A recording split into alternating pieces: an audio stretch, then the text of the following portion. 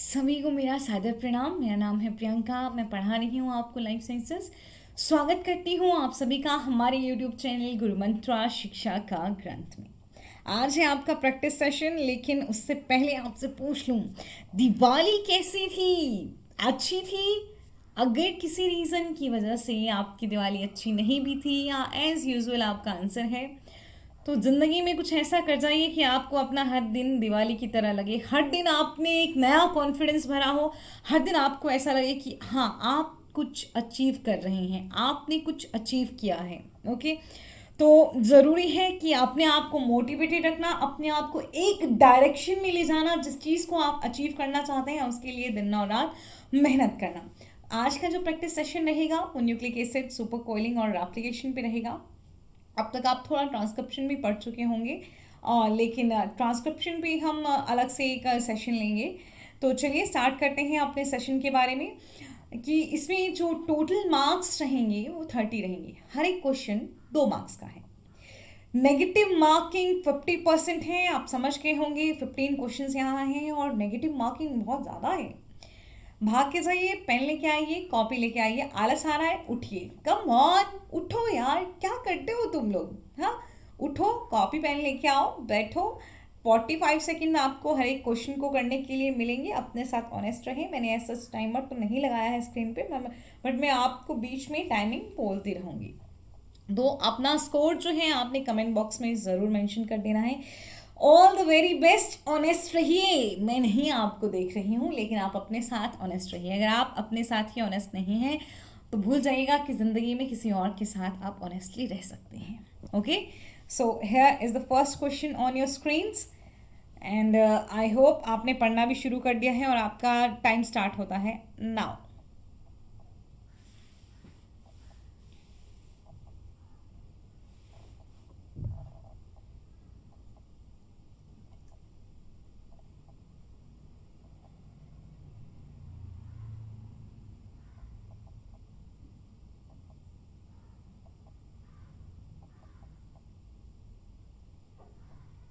बीस सेकेंड बचते हैं आपके पास और अब सिर्फ 15।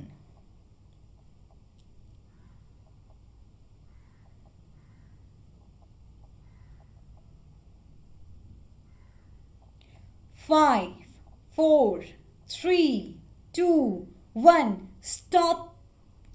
आपका टाइम जो है वो ओवर हो चुका है। सो इसका एक्सप्लेनेशन और आंसर ये रहा। इसका आंसर है डी। अब आप जानना चाहेंगे कि कैसे। देखिए, बेस पेयर्स कितने थे? 1500 बेस पेयर्स। इसका मतलब न्यूक्लियोटाइड कितने होंगे? 3000। वहाँ पे भी गिवन क्या है कि 70% प्यूरिन है। प्यूरिन्स में जो 70% हिस्सा है वो प्यूरिन का है और जो आपका एडेनिन का है, सॉरी, और जो रिमेनिंग 30% है वो ग्वेनिन का है। इसका मतलब पायरिमिडीन्स में भी 70% थायमीन होगा और रिमेनिंग 30% साइटोसिन होगा। तो ओवरऑल हम समझ गए कि 70% यहाँ प्यूरिन्स हैं और 30% पायरिमिडीन्स हैं। तो देखिए, आप 70% ऑफ 3000 करेंगे, आपके पास आंसर आएगा 2100। मतलब टोटल जो आपके पास एडेनिन थायमिन के बेस पेयर्स हैं वो कितने हैं? 2100। इसका मतलब है एडेनिन 1050 है और थायमिन भी 1050 है। फिर 900 जो रिमेनिंग है उसमें आप देखेंगे ग्वानिन 450 रहेगा, साइटोसिन 450 रहेगा। उम्मीद करती हूँ कॉपी लेके बैठे हैं तभी कर पाएंगे। जेन्युइन स्टूडेंट जो जेन्युइनली सिंसियरली प्रिपेयर कर रहे हैं वो ज़रूर कॉपी लेके बैठे होंगे। तो हो गया 1050 एडेनिन थायमिन, 450 ग्वानिन साइटोसिन। अब देखिए, वो एडेनिन थायमिन जो है वो कितने बेस पेयर से जुड़ता है? जल्दी बताइए, कितने हाइड्रोजन बॉन्ड से कनेक्टेड होता है? 2 हाइड्रोजन बॉन्ड से। तो ऑब्वियसली एडेनिन थायमिन में टोटल हमें 2100 हाइड्रोजन बॉन्ड देखने को मिलेंगे। ग्वानिन साइटोसिन जो हैं वो कितने हाइड्रोजन बॉन्ड से जुड़ते हैं? 3 हाइड्रोजन बॉन्ड से। टोटल कितने हैं? 450 ग्वानिन साइटोसिन के बेस पेयर्स हैं। तो आप मल्टीप्लाई कर दीजिए 450 को 3 से, आपका आंसर क्या आ जाएगा? 1350, मतलब 1350। फाइन। तो आपके 2100 आ रहे हैं आर्डेनिन थायमिन में हाइड्रोजन बॉन्ड, और 1350 आपके पास आ रहे हैं ग्वेनिन साइटोसिन में हाइड्रोजन बॉन्ड। तो टोटल आपके पास हाइड्रोजन बॉन्ड कितने हो गए? 3450। और ये क्वेश्चन जो है ये गेट का क्वेश्चन है। देखिए ये जो क्वेश्चन मैंने आपको दिया है ये गेट लाइसेंस का प्रीवियस ईयर का क्वेश्चन है। फाइन, सो नेक्स्ट क्वेश्चन पे मूव करते हैं और आपका टाइम स्टार्ट होता है अब।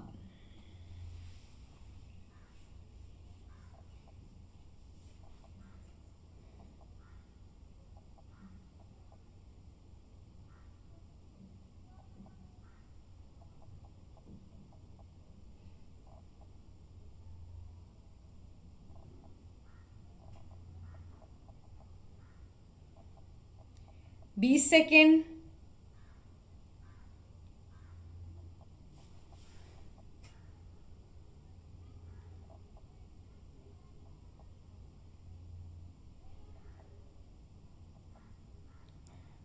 Five, four, three, two, one, stop.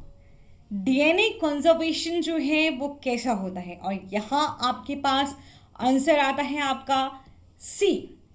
हमने पढ़ा था semi conservative mode of application जो मसेल्सन एंड स्टॉल ने प्रूव किया था, और सेमी डिसकंटिन्यूअस होता है मोर स्पेसिफिकली क्योंकि लीडिंग स्ट्रैंड कॉन्टिन्यूअसली बनता है और लैगिंग स्ट्रैंड जो है वो डिसकंटिन्यूअस बनता है।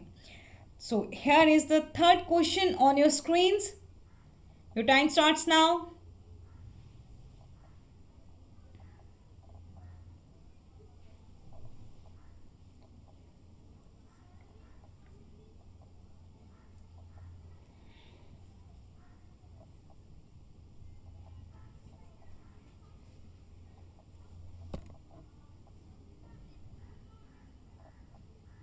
20 seconds.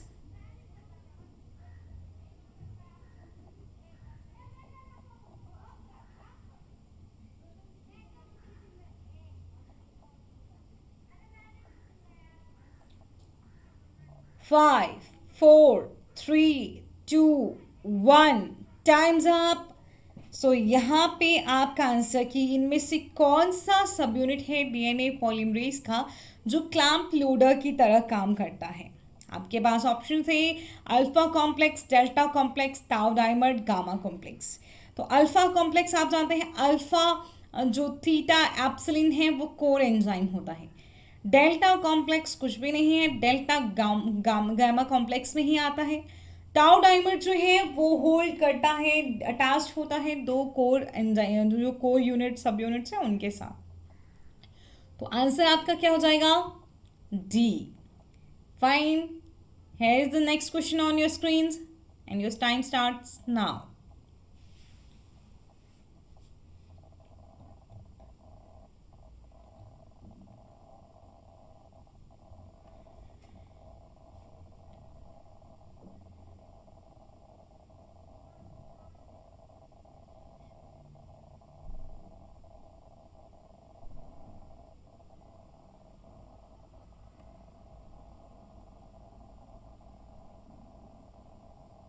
15 seconds.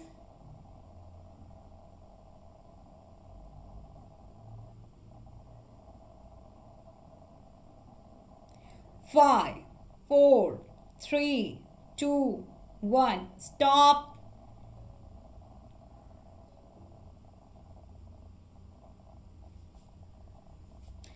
तो यहाँ पे आपसे पूछा गया है कि which of the following is required for proof reading during the DNA application by DNA polymerase 3।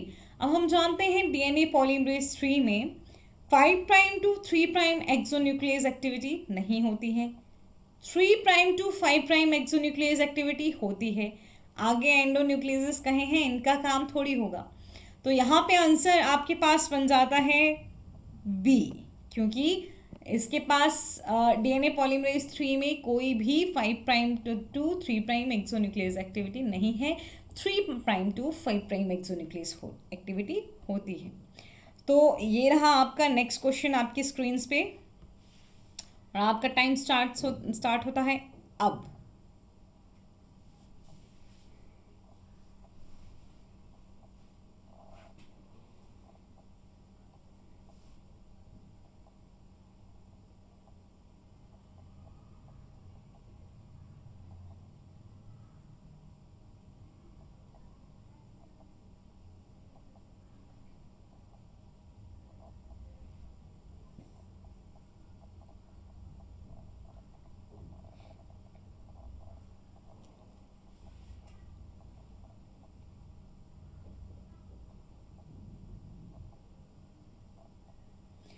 5, 4, 3, 2, 1, and time's up. Okay. So, which of the following enzyme removes supercoiling in replicating DNA ahead of the replication form? तो ये काम DNA polymerase नहीं करता क्योंकि वो polymers बनाता है, helicase unwinding करता है, प्राइमेज प्राइमर ऐड करता है, तो बचता है टोपोआइसोमरेज जो कि सुपर कोइलिंग को रिलीव करता है. तो हमारे पास आंसर बन जाता है D. Fine. So next question is on your screen and your time starts now.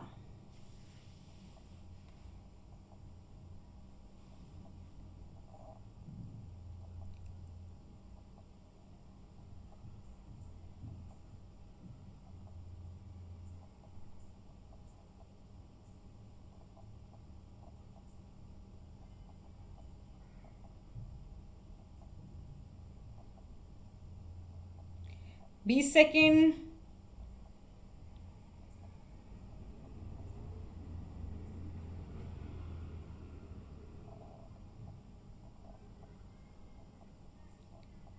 Six, 5, 4, 3, 2, 1.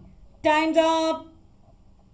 Okay, what is the reaction in DNA replication catalyzed by DNA ligase? Addition of new nucleotide to the leading strand.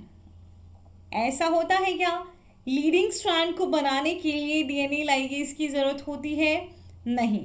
Addition of new nucleotide to the lagging strand. यहाँ पे क्या लिखा होना चाहिए? Lagging strand. Okay. So see here, formation of phosphodiester bond between the 3' hydroxyl of one Okazaki fragment and the 5' phosphate of next on the lagging strand. Base pairing of template and the newly formed DNA strand. Fine. तो आपके पास अगर यहाँ lagging strand भी होता, addition of nucleotide to the lagging strand, तो exact जो answer बनता है वो आपका थर्ड बनता है, जिसमें बोला गया है कि फॉस्फोडाइस्टर बॉन्ड का एस्टेब्लिशमेंट करेगा, न्यूक्लियोटाइड को ऐड ही नहीं करेगा. फॉस्फोडाइस्टर बॉन्ड का एस्टेब्लिशमेंट जो है वो डीएनए लाइगेज करेगा. किसके बीच में? 3' hydroxyl of one Okazaki fragment and 5' phosphate of the next on lagging strand. Okay.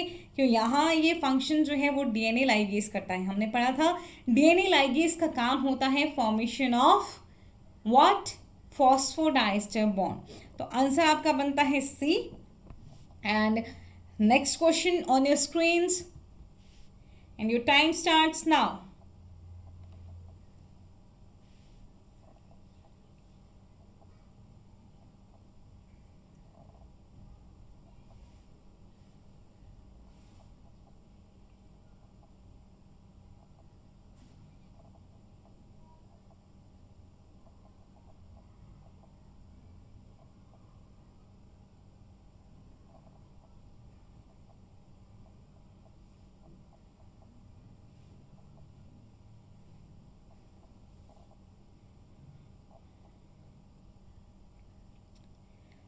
Eight, 7, 6, 5, 4, 3, 2, 1. Time's up. Which of the following statement is true? Sugar component of a nucleotide is ribose. सही है. एक किसी nucleotide का sugar component ribose होता है. Sugar component of a nucleotide is deoxyribose. ये भी सही है. तो मतलब दोनों सही हैं क्या? The base in nucleotides are attached to a pentose sugar moiety by glycosidic linkage. ये भी सही है. The sugar molecule of nucleotide is in L configuration. अब ये गलत है क्योंकि लीवो रोटेटरी नहीं डेक्स्ट्रो रोटेटरी होता है. लेकिन स्टेटमेंट क्या पूछ रही है कि इनमें इन फॉलोइंग्स में से कौन सा वाला सही है?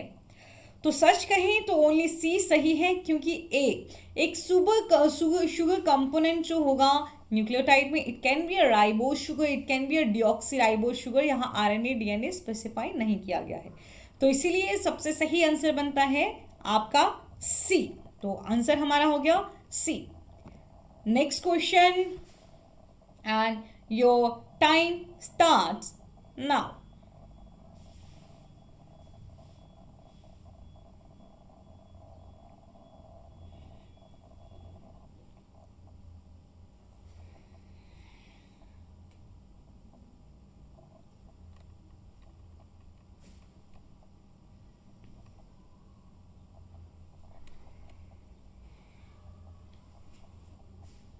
20 seconds.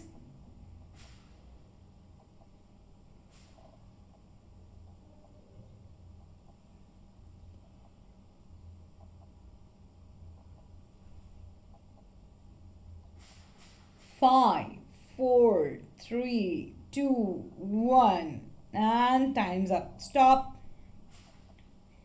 Which of the following is true about phosphodiester linkage?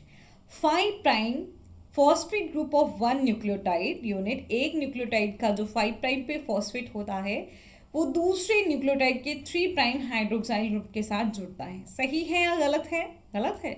तो क्या ये सही है कि 3 प्राइम फॉस्फेट ग्रुप जो होता है एक न्यूक्लियोटाइड का वो 5 प्राइम हाइड्रोक्साइल ग्रुप के साथ जुड़ता है नेक्स्ट न्यूक्लियोटाइड के? ये सही है? गलत है? या फिर 5 प्राइम का ही फॉस्फेट ग्रुप है और अगले न्यूक्लियोटाइड का भी 5 प्राइम का ही हाइड्रोक्साइल ग्रुप है, वो दोनों जुड़ेंगे फिर? या फिर 3 3 वाले जुड़ेंगे? अरे मैम क्यों इतना पकाते हो यार, हमें पता है कि ए आंसर है. हाँ, तो आपका आंसर है ए. तो अब है आपका नेक्स्ट क्वेश्चन आपकी स्क्रीन पे. Time starts now.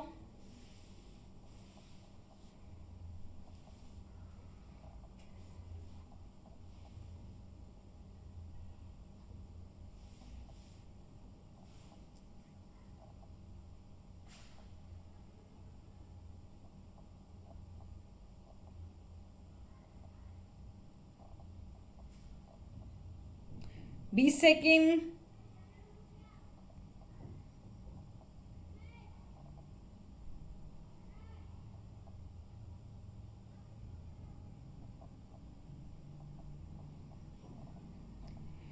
Five, four, three, two, one. Time's up. Time's up. Okay. सो देखिए, जब किसी डीएनए में नेट बाइंडिंग नहीं होगी डीएनए के अपने उस एक्सेस पे, तो उस डीएनए को कहा जाता है इलॉन्गेटेड स्टेट? नहीं. तो फिर क्या कहा जाता है बताइए? Complex state? नहीं. Denature state? नहीं. तो मैम सी छोड़ दिया, तो इसका मतलब रिलैक्स स्टेट. आप बोलोगे मैम सॉरी की सॉरी आंसर सी है, हम तो बिना देखे ही सी कर देंगे. ठीक है, तो आपका आंसर बनता है सी. सो नेक्स्ट आपके पास आपका क्वेश्चन आपकी स्क्रीन पे और आपका टाइम स्टार्ट होता है अब.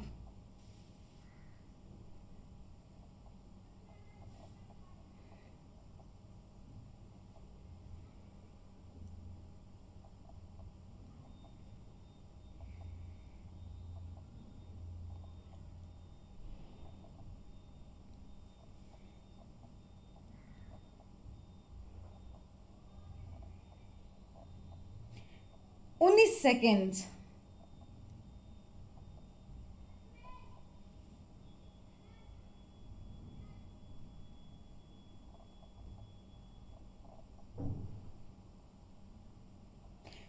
Four, three, two, one. Stop. टाइम खत्म हो गया. हाइपरक्रोमिक शिफ्ट अगर आपको पता है कब होती है, कहाँ होती है, तो उसमें रिलेटिव एब्जॉर्बेंस जो होता है डीएनए का उसके साथ क्या होता है? तो रिलेटिव एब्जॉर्बेंस जो होता है डीएनए का during hyperchromic shift 260 nanometre wavelength पे इंक्रीज हो जाता है बाई 40%. तो आपका आंसर अगेन बनता है सी. ओके, चलिए, तो अब है नेक्स्ट क्वेश्चंस आपकी स्क्रीन पे और आपका टाइम स्टार्ट होता है अब.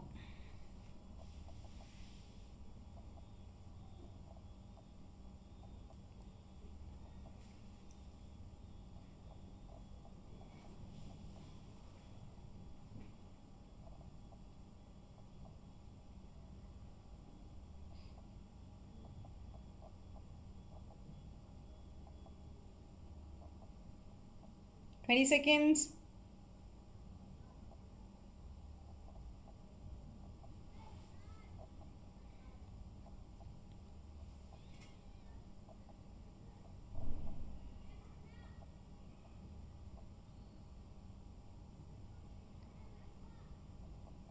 Time's up.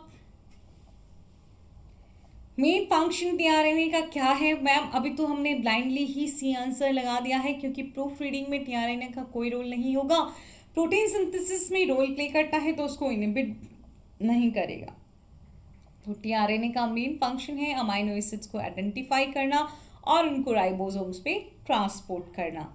तो आंसर अगेन आपका बनता है सी। आप थोड़ा बोल दोगे आप तो मैम ब्लाइंडली सी लगाएंगे, लगाते रहो, ब्लाइंडली भी सी लगाओगे पूरे नंबर भी आ जाएंगे, बहुत अच्छी बात है। हाँ, ब्लाइंड गैस करोगे। चलिए, तो ये रहा आपका नेक्स्ट क्वेश्चन आपकी स्क्रीन पे। टाइम स्टार्ट हो चुका है।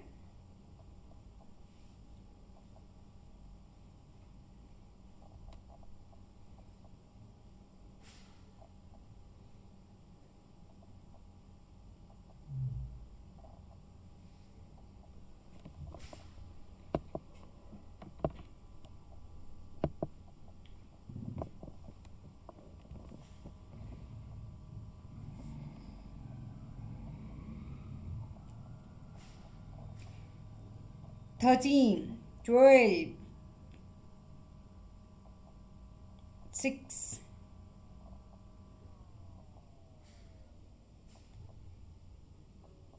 और आपका टाइम खत्म होता है। इथीरियम ब्रोमाइड जो है वो कैसे इंटरेक्ट करता है डीएनए के साथ? सीधी सी बात, ये इंटरकेलेट करता है बिटवीन बेसेस। मैंने लेक्चर के टाइम अब आपको बताया था कि कैसे ये इंटरकेलेट करेगा दो बेसिस के बीच में, और किस तरह का कोइलिंग ये काउज करता है। सुपर कोइलिंग को, पॉजिटिव सुपर कोइलिंग को ये रिलैक्स कर सकता है। ओके, तो again answer is C. So here is your next question on your screens. Time starts now.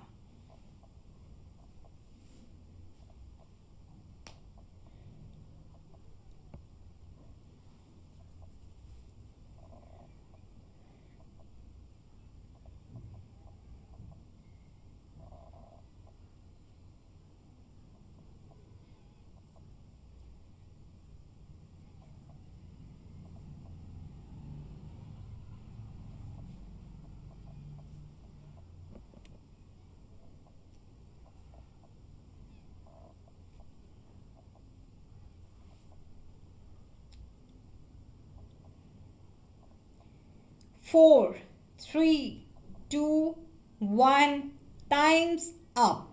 देखिए, इस क्वेश्चन में बोला है कि एक N15 रेडियो आइसोटोप है अमोनियम क्लोराइड, वो स्विच किया गया मीडियम में जिसमें N14 है। ठीक है, N14 अमोनियम क्लोराइड है। 3 जनरेशन के लिए उसको वहाँ पे रखा गया। तो पूछा है कि hybrid 2 N15 N14 to light DNA N14 N14 ratio क्या होगी? इसके लिए आपको क्या करना है, N15 वाला लिया है, N14 में 3 जनरेशन्स तक उसको रखा है। तो 3 जनरेशन्स तक के आप क्या बना देंगे, सेमी कंजर्वेटिव मॉडल के अकॉर्डिंग 3 जनरेशन्स डीएनए की बना दीजिए। फिर जितने आपके पास वहाँ N15 N14 आते हैं रेशियो कर दीजिए N14 N14, और आपको उतना का आंसर मिल जाएगा 0.33। तो यहाँ पे अगर आपने कोशिश की थी सी करने की तो आपका क्वेश्चन हो चुका है गलत, आपका ब्लाइंड गेस है गलत, और आंसर बनता है ए। तरीका मैंने आपको बता दिया, नहीं समझ आएगा तो आप दोबारा मुझसे पूछ सकते हैं, मैं किसी भी लेक्चर के दौरान इसको डिस्कस कर लूँगी। Okay, so next question is on your screen and your time starts now.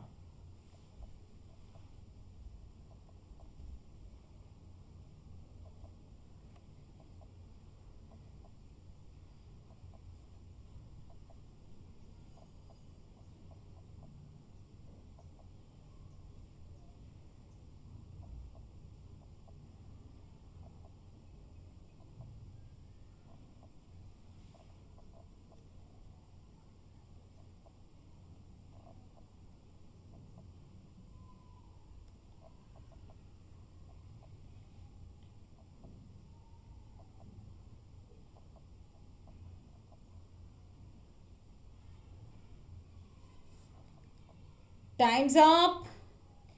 FEN जो है आपका FEN1, FEN1 क्या ये ग्लाइकोसिलिक बॉन्ड को तोड़ता है? नहीं। क्या ये हाइड्रोजन बॉन्ड को तोड़ता है? नहीं। क्या ये रिमूवल करता है आरएनए प्राइमर का? क्या आरएनए प्राइमर का रिमूवल करता है FEN? जल्दी से बताइएगा, क्या FEN जो है वो आरएनए प्राइमर का रिमूवल करता है? सही या गलत? सही या गलत? जल्दी से बताएंगे, सही या फिर गलत है ये? मैम आप ही बता दो सही है या गलत है, इतना क्यों हमको परेशान कर रहे हो? परेशान नहीं कर रही हूँ, आपसे पूछ रही हूँ सही है या गलत है, क्योंकि मैंने कहा था कि आरएनए प्राइमर जो है यूकेरियोट्स में जो आरएनए प्राइमर का रिमूवल है वो हमारे पास होता है किसके थ्रू? जल्दी से बताइए, कौन आरएनए प्राइमर का रिमूवल करता है? आरएनए प्राइमर का जो रिमूवल है यूकेरियोट्स के केस में वो किया जाता है आरएनएज एच के थ्रू, लेकिन आरएनएज एच जो है वो लास्ट राइबोन्यूक्लियोटाइड और फर्स्ट जो आपका डीऑक्सीराइबोन्यूक्लियोटाइड है उसके बीच में जो बॉन्ड होता है उसको नहीं तोड़ पाता है। तो एग्जैक्टली हम कहेंगे remove break down of phosphodiester bond. जो FEN1 है वो लास्ट प्राइमर के बीच में और जो फर्स्ट लास्ट जो राइबोन्यूक्लियोटाइड है और जो फर्स्ट डीऑक्सीराइबोन्यूक्लियोटाइड है उनके बीच में फॉस्फोडाइस्टर बॉन्ड को ब्रेक करता है।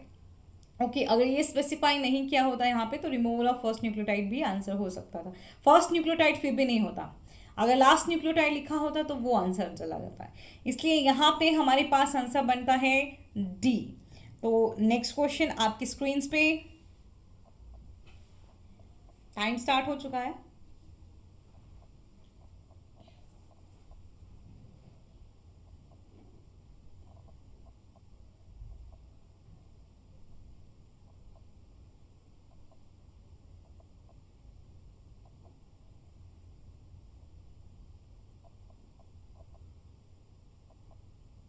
बीस सेकेंड।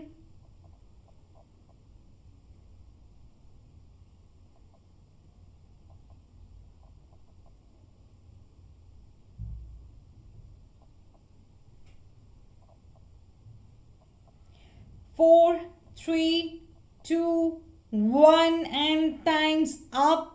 और आपका लास्ट क्वेश्चन भी यहीं खत्म होता है कि पेप्टिडाइल ट्रांसफरेज कहाँ पाया जाता है?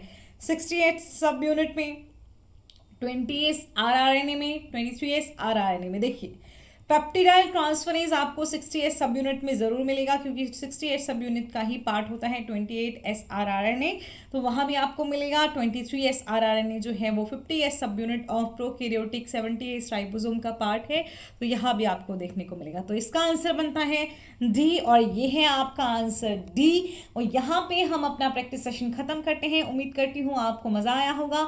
जिस तरह के क्वेश्चन मैंने DNA application semi conservative application को देख के आपको एक दिखाया वो भी आपको आना चाहिए, जो फर्स्ट क्वेश्चन दिखाया उसकी भी आपको पूरी नॉलेज होनी चाहिए। तो थैंक यू। और आपकी दिवाली अब कंप्लीट हो चुकी है, आप मना चुके हैं दिवाली, लेकिन अपना हर दिन दिवाली की तरह मनाइए क्योंकि आप खुश रहेंगे तो आपका परिवार खुश रहेगा। Thank you, stay safe, stay healthy.